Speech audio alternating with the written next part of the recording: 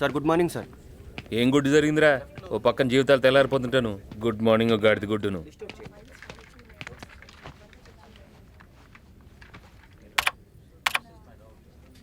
ప్రపంచంలో కంప్యూటర్ నెల కొట్టివాడి నేనే చూసాను రా బాబు.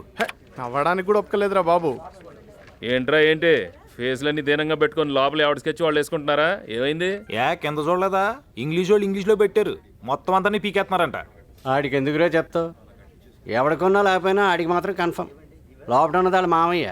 ఏమండే అదిగో మీ మామయ్య గారు వెళ్తున్నారు. అది నిజమో కదా లోపలికి వెళ్ళి తెలుసుకొని వస్తాను.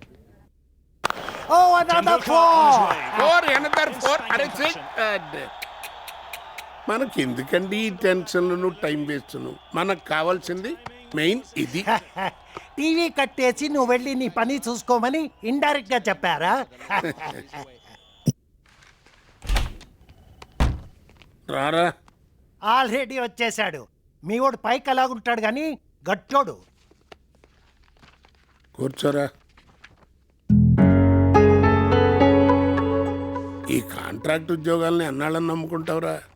ఇప్పటికే ముందుగా ఏదైనా చూసుకుని ఉండాల్సింది. ఇంతకీ ఉంచుతున్నావా తీసేస్తున్నావా? ఇదిగో ఇదే వచ్చింది నీతో. మళ్ళీ రేపు తెలుసున్నాడు కూడా ఏం చేయలేకపోయాడని నువ్వు అనుకోవచ్చు కదా. అయినా వాడితో చెప్పించుకోవాలిడ్రా. స్పీడ్ ఉండాలిరా, స్పీడు. ఏదైనా కొత్త ఉంటే చెప్పు. అసలే సిరాకు ఎత్తిపోయి కూర్చున్నావు.